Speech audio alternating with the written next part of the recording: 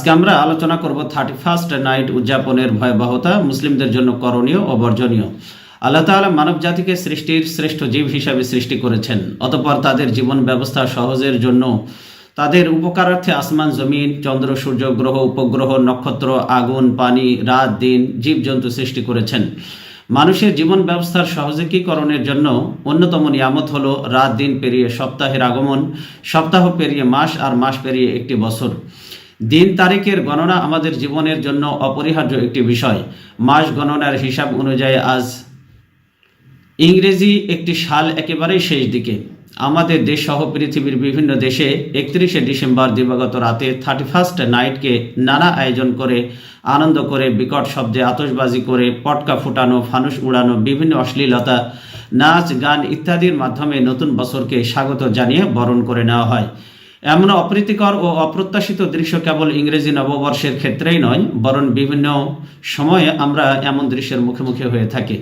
যেমন বাংলা নববর্ষে ফুটবল ম্যাচের সময় পছন্দের দল জিতলে আতশবাজি ও ফটকা ফুটিয়ে আমরা আনন্দ মিছিল বের করি।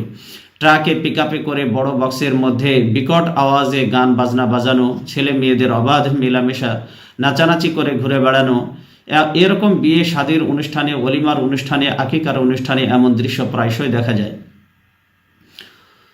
31st উদযাপনের ভয়াবহতা ও অপকারিতার পাশাপাশি আমরা এই সময়টাতে কি করব, আমাদের জন্য করণীয় কি ও বর্জনীয় কি, সে বিষয় নিয়ে আমরা আলোচনা করব। বিমাশিয়াতিল্লাহ বিইজনিল্লাহ বিফাদলিল্লাহ।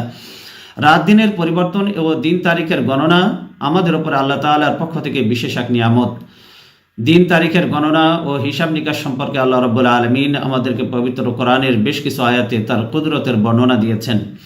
আমরা কয়েকটি আয়াতে কারিমা এখন আপনাদের সামনে উপস্থাপন করব।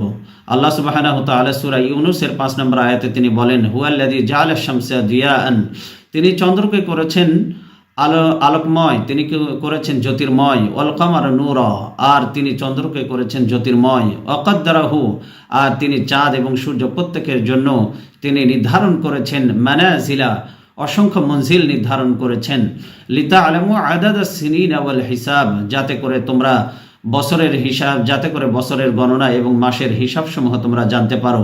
মা খালাকাল্লাহু যালিকা ইল্লা বিল হক, আল্লাহ প্রত্যেকটি সৃষ্টিকে তিনি যথার্থ উদ্দেশ্যেই তিনি সৃষ্টি করেছেন।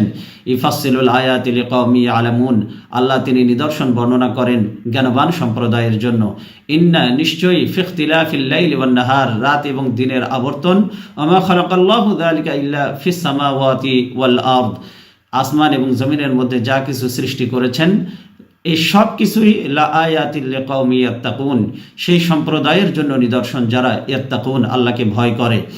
সূরা ইউনূসের 5 নম্বর আয়াত। সূরা বনী ইসরাঈলের 12 নম্বর আয়াতে আল্লাহ সুবহানাহু ওয়া তাআলা তিনি বলছেন, ওয়াজআলনাল লাইলা ওয়ান নাহার, রাত এবং দিন দুটি হচ্ছে আয়াতাইন, আল্লাহ তাআলার নিদর্শন। ফামাহাউনা আয়াতাল লাইল, রাতের নিদর্শন হচ্ছে তিনি রাতকে অন্ধকারাচ্ছন্ন করেছেন।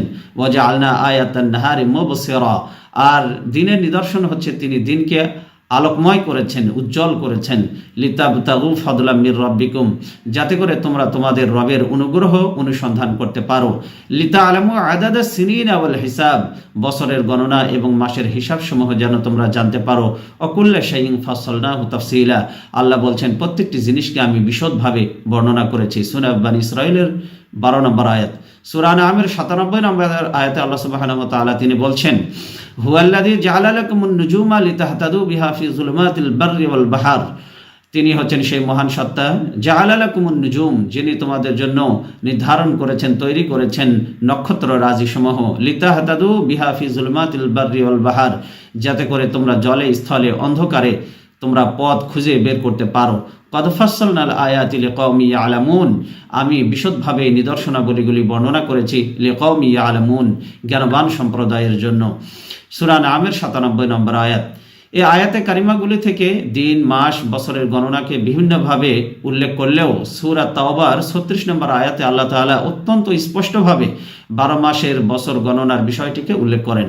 আল্লাহ সুবহানাহু ওয়া তাআলা তিনি বলেন, ইন্না ইদ্দাতাশ শুহুরি ইনদাল্লাহি 12 শাহরান ফি কিতাবিল্লাহ, ইন্না, নিশ্চয়ই, ইদ্দাতাশ শুহুরি ইনদাল্লাহি, আল্লাহ তাআলার নিকটে মাসসমূহের সংখ্যা বিবেচনায় 12 শাহরা, মাসের সংখ্যা হলো 12টি, ফি কিতাবিল্লাহ, এটা আল্লাহর কাছে লিপিবদ্ধ, আল্লাহর কাছে লিখিত। সেই দিনই আল্লাহ এটাকে লিপিবদ্ধ করেছেন, ইয়ামা খালাকাস সামাওয়াতি ওয়াল আরদ, যেদিন তিনি আসমান এবং জমিন সৃষ্টি করেছেন। মিনহা আরবাআতুন হুরুম, তার মধ্যে 4টি মাস হলো সম্মানিত। নববর্ষকে কেন্দ্র করে যে সংস্কৃতি গড়ে উঠেছে, বিজাতীয় সংস্কৃতি, এই নববর্ষকে কেন্দ্র করে উৎসবের যে ইতিহাস, এটা আমরা এখন পর্যালোচনা করব। এবার আসুন জেনে নিই যে 31st সহ নববর্ষকে কেন্দ্র করে উৎসব করার মূল ইতিহাসটা কি। পৃথিবীর ইতিহাসে হাজার হাজার বছর পূর্ব থেকেই নববর্ষকে উপলক্ষ করে উৎসব করা মূলত ধর্মীয় দৃষ্টিকোণ থেকেই হয়ে আসছে। হাজার হাজার বছর পূর্বে, এমনকি খ্রিস্টবাদ রয়েছে, খ্রিস্টবাদের বহু বছর পূর্বে থেকেই পেগান তথা প্রকৃতি পূজারীরা বছরের শুরুর দিনকে উৎসবের দিন হিসাবে নানা অশ্লীলতা ও খারাপ কার্যক্রমের মধ্যে দিয়ে উদযাপন করত। পেগান বা পেগানিজম একটি ধর্মীয় মতবাদের নাম, যারা মূলত পৃথিবী, আগুন, বাতাস, পানিকে সর্বময় ক্ষমতার অধিকারী বলে সেগুলোর পূজা করত। এক কথায় যাদেরকে বলা হয় প্রকৃতি পূজারী। মূলত এই যে পেগান এবং অগ্নি পূজারীরা বছরের প্রথম দিনকে উৎসব হিসাবে পালন করত। তাদের মধ্যে অন্যতম একজন ছিল জুলিয়াস সিজার, যে ব্যক্তিটি সিজার নামক দেবতার উপাসনা করত এবং তার নামেই নিজের নাম রেখেছে জুলিয়াস সিজার। এবং সেই সর্বপ্রথম গ্রেগরিয়ান ক্যালেন্ডার চালু করে এবং সেই ক্যালেন্ডারের প্রথম দিবসকে আনুষ্ঠানিকভাবে উৎসবের দিন হিসাবে পালন করা শুরু করে। খ্রিস্টবাদের 8ম শতাব্দীতে ইরানে জামশিদ নামক বাদশাহ জুলিয়াস সিজারের পথ ধরে বছরের শুরুর দিনে উৎসব চালু করে, যার নাম দেয় নওরোজ। ফার্সি ভাষা অনুযায়ী নও শব্দের অর্থ হলো নতুন আর রোজ শব্দের অর্থ হলো দিন। দুটিকে আমরা একসাথে করলে এটার অর্থ দাঁড়ায় বছরের নতুন দিন। তো এই পেগান এবং মুশরিক জামশিদ যেহেতু প্রকৃতির পূজা করত, অগ্নি পূজা করত, সূর্য, আগুন, বাতাস, পানিকে পূজা করত, সেই হিসাবে তারা সময়েরও পূজা করত। এই জন্য বছরের প্রথম দিনটাকে পূজনীয় দিন হিসাবে তারা নানা উৎসব ও আয়োজনের মাধ্যমে এটাকে বরণ করে গ্রহণ করে নিত, যাতে করে সময়ের এই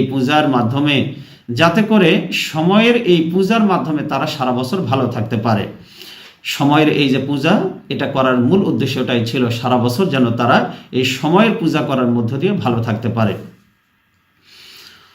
মূলত এই আকীদা, বিশ্বাস এবং দৃষ্টিকোণ থেকেই বছরের শুরুর দিনে তারা একটা উৎসব করত। এভাবেই মুশরিকদের মধ্যে এই প্রথা শত শত নয়, বরং হাজার হাজার বছর ধরে চলে এসেছে। এখন আমরা জানব যে খ্রিস্টীয় সনের সংক্ষিপ্ত যে ইতিহাসটি রয়েছে সেটা সম্পর্কে আমরা জানব। আমরা খ্রিস্টীয় সনকে ইংরেজি সন বলে একটা সার্বজনীন রূপ দিতে চেষ্টা করি। এটি মূলত খ্রিস্টান বা খ্রিস্টীয় সন। আর আমাদের সবারই জানা উচিত খ্রিস্টীয় সন মূলত খ্রিস্টবাদের নবী হজরতে যীশু খ্রিস্ট, যাকে আমরা হজরতে ঈসা আলাইহিস সালাম বলে থাকি, তার জন্ম তারিখকে স্মরণীয় করে রাখতে তার জন্ম দিনকে কেন্দ্র করে বানানো হয়েছে এই খ্রিস্টীয় ক্যালেন্ডার, যাকে আমরা ইংরেজি সনও বলে থাকি। আর সেই ক্যালেন্ডারের প্রথম দিনকে খ্রিস্টানরা নিজেদের ধর্মীয় সংস্কৃতির অংশ মনে করে 31st নাইট নামে উৎসব হিসাবে উদযাপন করে থাকে। এটা যে নিরেট খ্রিস্টানদের সংস্কৃতি তা উইকিপিডিয়া থেকে স্পষ্টভাবে আমরা জানতে পারি। উইকিপিডিয়ায় রোমান খ্রিস্টানদের জানুস দেবতার ইতিহাস লেখা আছে। 2 মাথাওয়ালা জানুস ছিল রোমান খ্রিস্টানদের নিকট ভাগ্য দেবতা। রোমানরা মনে করত জানুস দেবতায় তাদের ভাগ্য নির্ধারণ করে থাকে। এই কারণে রোমানরা জানুসকে পূজা করত। জানুয়ারি মাসে নামকরণ করা হয় জানুস দেবতার নাম অনুসারে।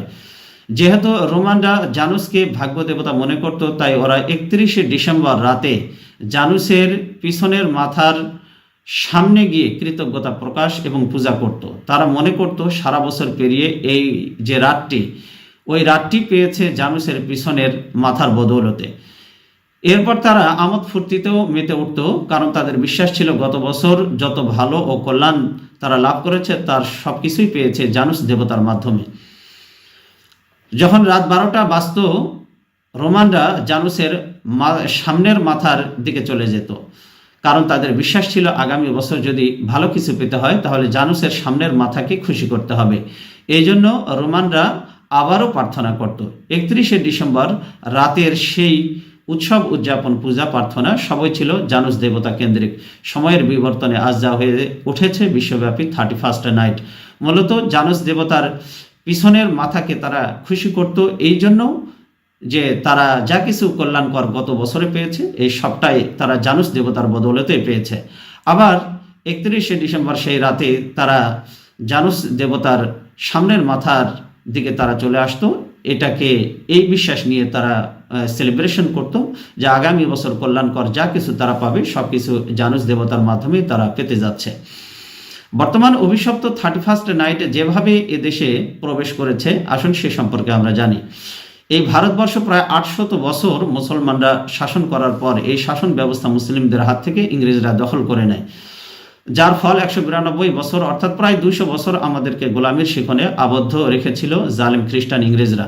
পুরো হিন্দুস্তানের দখল তারা নিয়ে গিয়েছিল, হাজার হাজার আলেম ওলামাকে তারা ফাঁসির কাষ্ঠে ঝুলিয়েছিল, লক্ষ লক্ষ মুসলমানকে অমানসিক নির্যাতন করে হত্যা করেছিল।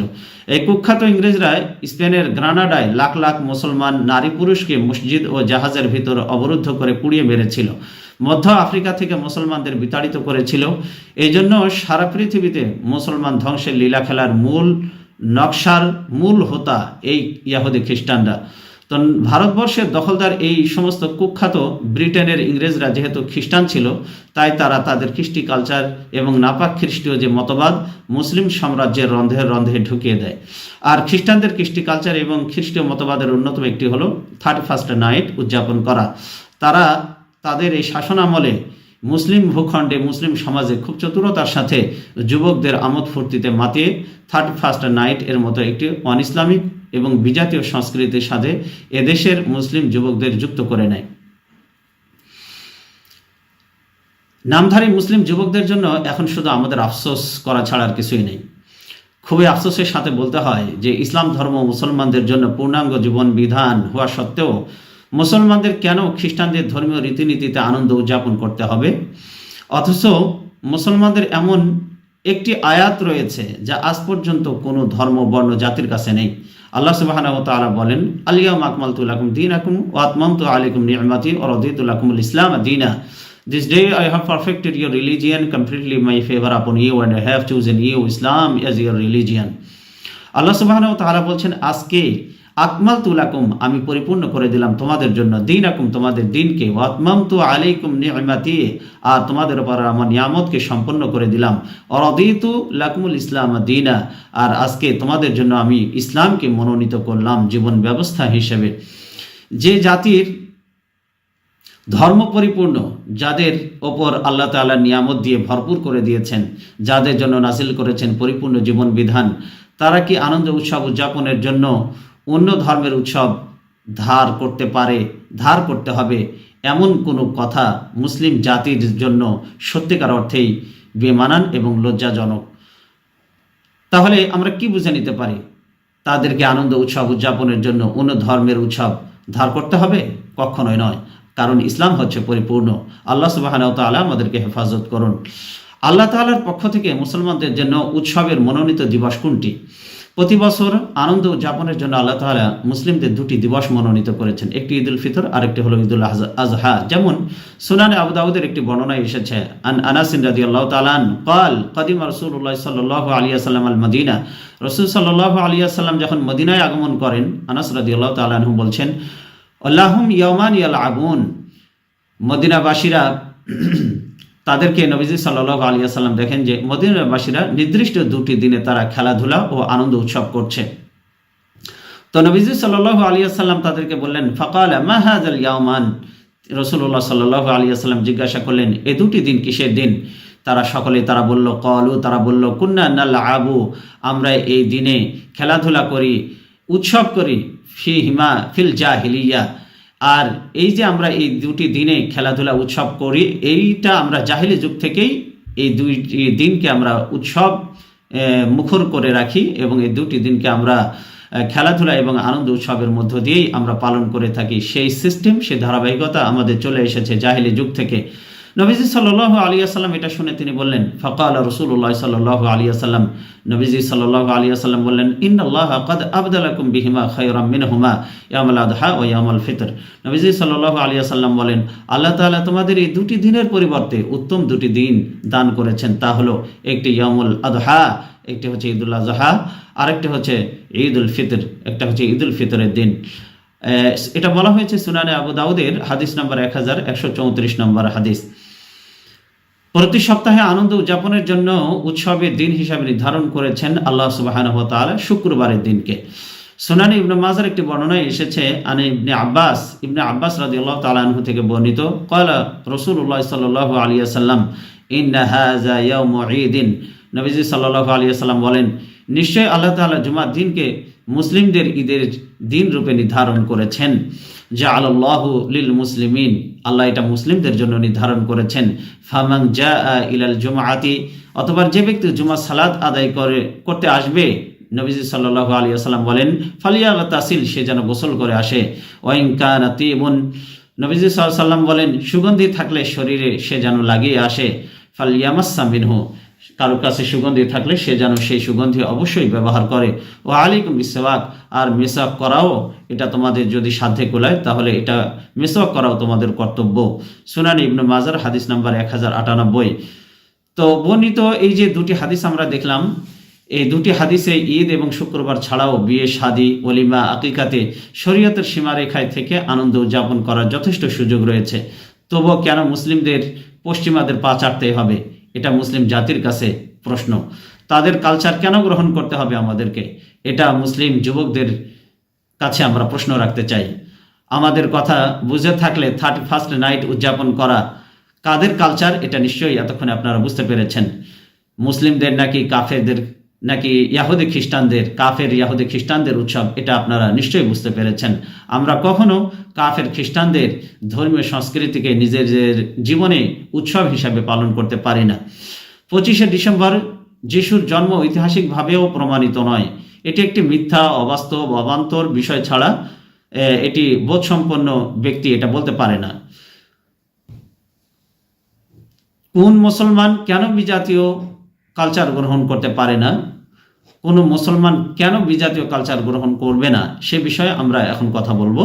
এখন যদি কেউ বলে বা মনে করে আমরা আমাদের ঈমান, আকীদা ও বিশ্বাস ঠিক রেখে তাদের উৎসব কেবল সংহতি হিসাবে অংশগ্রহণ করলে কোনো সমস্যা হবে কিনা, তাদের উৎসবে আমরা কেবলমাত্র সংহতি প্রকাশের জন্যই অংশগ্রহণ করব। যেমন বিগত ফ্যাসিস্ট সরকারের এক মন্ত্রী ইসকন হিন্দুদের ধর্মীয় উৎসব অনুষ্ঠানে গিয়ে বলেছিল, হিন্দুদের অনুষ্ঠানে গিয়ে জয় শ্রীরাম ধ্বনি দিলে বা প্রসাদ খেলে ইমানের কোনো সমস্যা হবে না। আমার ইমান এত হালকা নয়, নাউজুবিল্লাহি মিন যালিক। কোরআন হাদিস থেকে আসুন আমরা জেনে নেই মুসলিম কেন বিজাতীয় কালচার গ্রহণ করতে পারবে না। আল্লাহ সুবহানাহু ওয়া তাআলা পবিত্র কোরআনে সূরা ফুরকানের 72 নম্বর আয়াতে তিনি বলছেন, আল্লাযীনা লা ইয়াশহাদুনা যুর ওয়া ইযা মাররু বিল-লাগহি মাররু কিরামা। আল্লাহ তাআলার বান্দা ঈমানদার তো তারাই যারা অন্যায় কাজে অংশগ্রহণ করে না, এবং তারা যখন খেলতামাশার, অর্থাৎ এখানে খেলতামাশা বলতে বিধর্মীদের উৎসবকে বোঝানো হয়েছে, তারা যখন বিধর্মীদের উৎসবের নিকট দিয়ে যায় তখন তারা ভদ্রভাবে এড়িয়ে যায়, অর্থাৎ সেখানে অংশগ্রহণ না করে তারা সেটাকে উপেক্ষা করে ভদ্রভাবে চলে যায়। এখানে অন্যান্য মুফাসসিরদের ব্যাখ্যা যদি আমরা দেখি, ইমাম মুজাহিদ, ইমাম আবুল আলিয়া, ইমাম তাউস, ইমাম ইবনে সিরিন, ইমাম জাহাক, ইমাম রবি ইবনে আনাস রাদিয়াল্লাহু তাআলা আনহুম রহমতুল্লাহ আলাইহি প্রমুখ এই আয়াতের ব্যাখ্যায় তারা বলেছেন, হিয়া আয়াদুল মুশরিকিন, এর দ্বারা উদ্দেশ্য হলো বিধর্মীদের উৎসবে উপস্থিত না হওয়া। তো ঘটনাক্রমে বিধর্মীদের উৎসবের মুখোমুখি হয়ে পড়লেও তা কৌশলে আমাদেরকে এড়িয়ে চলে যেতে হবে। আর কোনো কোনো মুফাসসির বলেন যে অন্যায় কাজে অংশগ্রহণ না করার অর্থ হলো গান বাজনা ও বাদ্যযন্ত্রের অনুষ্ঠানে যোগ না দেওয়া। ইসলাম একটি পূর্ণাঙ্গ জীবন ব্যবস্থা, এতে অন্য কিছু সংযোজন সর্ব অবস্থায় সর্বজনীনভাবে এটা পরিত্যাজ্য ও বর্জনীয়। ইসলামই কোনো মুসলমানদের জন্য রাম বাম কিংবা ভিন্ন আদর্শ নিয়ে ইসলামে চলার বিন্দুমাত্র অবকাশ নেই। আল্লাহ সুবহানাহু ওয়া তাআলা সূরা আল বাকারা 208 নম্বর আয়াতে তিনি বলেন, ইয়া আইয়ুহাল্লাযীনা আমানু দুখুলু ফিস-সিলমি কাফা, হে ঈমানদারগণ তোমরা পরিপূর্ণরূপে ইসলামে প্রবেশ করো। ওয়ালা তাত্তাবিউ খুতুওয়াতিশ শাইতান, তোমরা শয়তানের পদাঙ্ক অনুসরণ করো না। ইন্নাহু লাকুম আদুউম মুবিন, নিশ্চয়ই শয়তান তোমাদের প্রকাশ্য দুশমন। এই আয়াতের ব্যাখ্যায় মুফাসসিরগণ বলেছেন, কোন কোন ইহুদি মুসলমান হওয়ার পরেও তারা তাদের পূর্বের ইহুদি ধর্মের রীতিনীতি মেনে কিছু কিছু কাজ করত। শনিবারে ইহুদিদের উৎসবের দিনেও তারা যোগ দিত, তাওরাত কিতাব তেলাওয়াত করত। তখন এই আয়াত নাজিল হয়, যার সারমর্ম হলো যে নিজেকে মুসলিম দাবি করলে ইসলামের গণ্ডির ভিতরেই থাকতে হবে, বিধর্মীদের সাথে তাদের আচার অনুষ্ঠানে যুক্ত হয়ে উৎসবে মেতে ওঠার কোনো সুযোগ ইসলামে নেই। বিভিন্ন তাফসীরের গ্রন্থে এটি বলা হয়েছে। আল্লাহ সুবহানাহু ওয়া তাআলা পরিষ্কারভাবে সূরা মাইদার 51 নম্বর আয়াতে তিনি বলছেন, ইয়া আইয়ুহাল্লাযীনা আমানু লা তাত্তাখিযুল ইয়াহুদা ওয়ান নাসারা, হে ঈমানদারগণ, তোমরা ইহুদি খ্রিস্টানদেরকে বন্ধু বানিও না, আউলিয়া বন্ধু বানিও না। আল্লাহ বলছেন, লা তাত্তাখিযুল ইয়াহুদা ওয়ান নাসারা আউলিয়া, ইহুদি খ্রিস্টানদেরকে বন্ধু হিসেবে গ্রহণ করো না। বাদহুম আউলিয়া বাদ, তারা একজন আরেকজনের বন্ধু। অমাইয়াতাল্লাহু মিনকুম, তোমাদের মধ্যে যেই তাদেরকে বন্ধু হিসাবে, অভিভাবক হিসাবে গ্রহণ করবে, ফাইন্নাহু মিনহুম, সে তাদেরই দলভুক্ত। ইন্নাল্লাহা লা ইয়াহদিল কওমাজ জালিমিন, আল্লাহ জালিমদেরকে হেদায়েত দান করেন না। তো হাদিসের আলোকে বিধর্মীদের কালচার বা অনুষ্ঠানে যোগ দেওয়ার ভয়াবহতা সম্পর্কে আমরা এখন জানব। আবু দাউদ শরীফের 4031 নম্বর হাদিসে বলা হয়েছে, আন ইবনে ওমর রাদিয়াল্লাহু তাআলা আন ক্বাল ক্বাল রাসূলুল্লাহ সাল্লাল্লাহু আলাইহি ওয়াসাল্লাম, ইবনে ওমর হাদিসটি বর্ণনা করেছেন রাদিয়াল্লাহু তাআলা আন। নবীজি সাল্লাল্লাহু আলাইহি ওয়াসাল্লাম বলেন, মান তাশাব্বাহা বিকওমিন ফাহুয়া মিনহুম, যে জাতি, যে ব্যক্তি বিজাতীয় কোনো সাদৃশ্য অবলম্বন করবে সে তাদেরই দলভুক্ত হবে। যে ব্যক্তি বিজাতির সাদৃশ্য অবলম্বন করবে সে যে জাতির অনুসরণ করবে তাদেরই দলভুক্ত হিসেবে বিবেচিত হবে। সহিহ ইবনে হিব্বানের 2186 নম্বর হাদিসে বর্ণিত হয়েছে, আন আউস قال قال رسول الله صلى الله عليه وسلم خالف اليهود والنصارى فإنهم لا يصلون في خفافهم ولا في نعالهم। সহিহ ইবনে হিব্বান।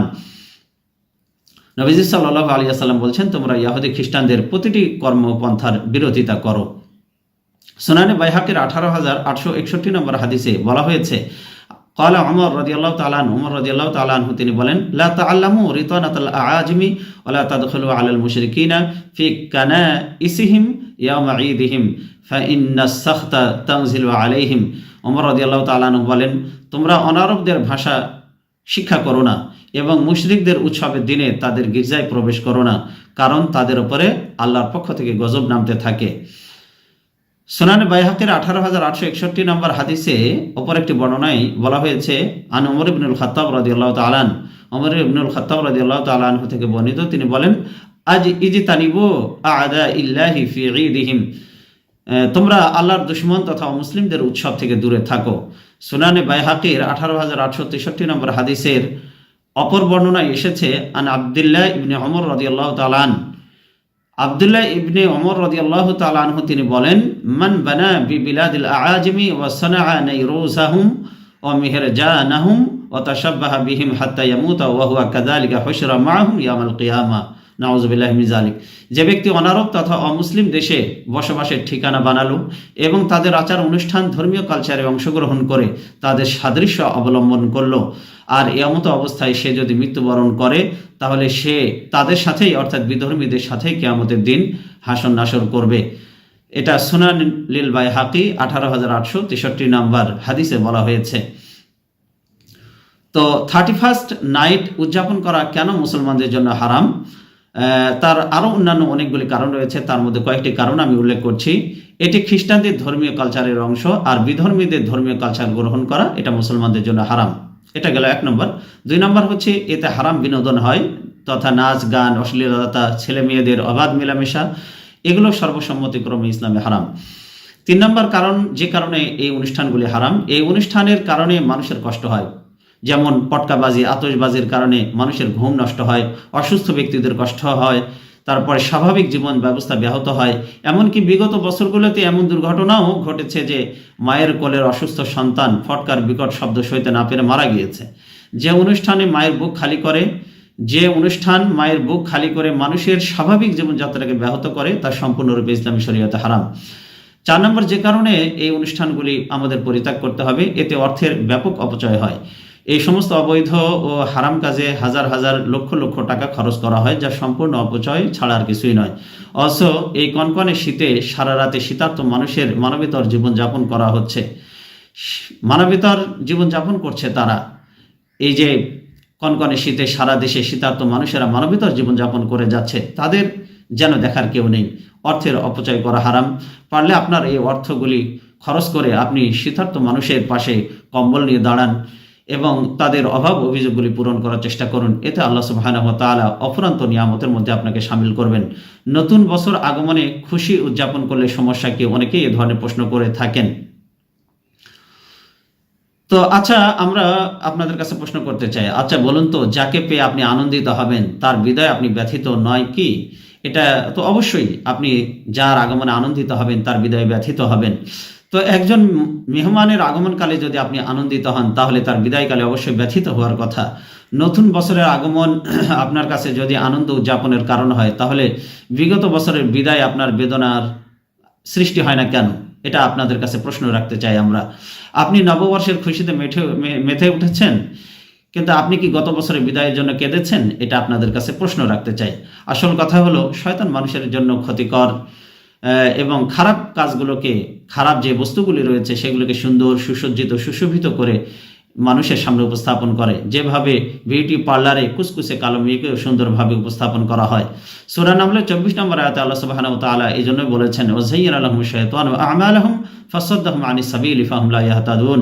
শয়তান মানুষের কাজে, শয়তানি কাজকে শোভন করে, সুসজ্জিত করে, সুন্দর করে দেখায়, ফলে সে এ পন্থায় মানুষকে সঠিক পথ থেকে বিচ্যুত করে, আর মানুষ হেদায়েতের পথ থেকে বিচ্যুত হয়ে যায়, হেদায়েত পায় না। সকল নতুন বিষয়ে আনন্দের নয়। যেমন নতুন কাফনের কাপড়কে আনন্দের বিষয়ে বয়ে নিয়ে আসে? কখনোই নয়। ফাঁসির আসামিদের জন্য নতুন ফাঁসির রশি কি খুশির কোনো বিষয়? কখনোই নয়। তো ইমানদারদের মরণ আছে, তাই হিসাব করতে হবে গত একটা বছর আমি কি অর্জন করলাম আর আমার জীবনে কি অ্যাচিভমেন্ট দাঁড়ালো। এটা আমাদের হিসাব করে খতিয়ে দেখতে হবে। আমার আমলনামার হালত কি? আমার ইমান কোন স্তরে আছে? গত বছর যে ব্যক্তিটি 1000 টাকার মালিক ছিল, বছর ঘুরে সে লাখ টাকার মালিক। আর যে ব্যক্তি ছিল লাখ টাকার মালিক, বছর ঘুরে সে কোটি টাকার মালিক হয়ে গেল। দুনিয়াদার যারা, তারা দিনে দিনে অর্থনৈতিকভাবে উন্নয়ন সাধন করে। আমি আমার আখিরাতের জন্য কতটুকু নিজেকে প্রস্তুত করতে পেরেছি, সেই চিন্তার দ্বার সবার জন্যই উন্মুক্ত করে আমাদের সামনের জীবনগুলোকে সুন্দর এবং সুসজ্জিত করা যায়। ইমানের আলোকে কিভাবে আমরা আমাদের জীবনকে রঙিন করতে পারি, সেই আবেদন রেখেই আমি আজকের মতো বিদায় নিচ্ছি। আল্লাহ সুবহানাহু ওয়া তাআলা আমাদের সবাইকে বিজাতীয় যত অনুষ্ঠান রয়েছে সবগুলিকে পরিত্যাগ করে আমরা দ্বীন ইসলামের পথে, কোরআন সুন্নায় বর্ণিত যে আনন্দ উৎসবের দিক নির্দেশনাগুলি দেওয়া হয়েছে, সেগুলি আলোকেই আমরা আমাদের আনুষ্ঠানিকতা, আমাদের অনুষ্ঠান, আমাদের আনন্দ সীমাবদ্ধ রাখব। আল্লাহ সুবহানাহু ওয়া তাআলা আমাদের সবাইকে তৌফিক দান করুন। ইমানদারের প্রতিটা কাজ হবে সুচিন্তিত। অনেক মুসলমান যুবক না জেনে না বুঝে কেবল আনন্দ, ফুর্তি আর উল্লাসের জন্য এই সমস্ত বিজাতীয় কালচার এবং আনুষ্ঠানিকতায় যোগদান করে থাকে, অথচ সে জানেও না যে তার সেই কর্মকাণ্ড দ্বারা ঈমান নষ্ট হয়ে যাচ্ছে, কুফফার মুশরিকদের দলভুক্ত হয়ে যাচ্ছে। কাজেই এই বিষয়গুলি মুসলিমদের বুঝতে হবে এবং অপর মুসলিমকেও বোঝাতে হবে। একজন মুসলমান প্রতিটা কাজের পূর্বে খুবই বিচক্ষণতার সাথে চিন্তা ভাবনা করতে হবে, স্টাডি করতে হবে, অ্যানালাইসিস করতে হবে, গভীরভাবে যাচাই বাছাই করতে হবে যে আমার আদৌ এই কাজটা করা উচিত হচ্ছে কিনা। ইমানদারের প্রতিটি কাজ হবে নেক আমলের পাল্লায় উঠবে, না হয় বদ আমলের পাল্লায় উঠবে। এই বিবেচনাকে সামনে রেখে আমরা আমাদের বিবেককে প্রশ্ন করি, খ্রিস্টানদের এই 31st নাইটের কর্মকাণ্ড আমাদের নেক পাল্লায় উঠবে নাকি বদ পাল্লায় উঠবে? এটা আপনারা ভেবে দেখবেন। যদি দেখি এটা বদ পাল্লায় উঠবে, তাহলে একজন মুসলিম কখনো এই কাজটি করতে পারে না। আল্লাহ আমাদেরকে, এই মুসলিম সমাজকে 31st নাইট এর যে উন্মাদনা, অশ্লীলতা, অযৌক্তিক কর্মকাণ্ড, অন ইসলামিক এবং ঈমান বিধ্বংসী কাজ রয়েছে, এই কাজ এবং এই অসুস্থ সংস্কৃতি থেকে হেফাজত করুন। আমিন।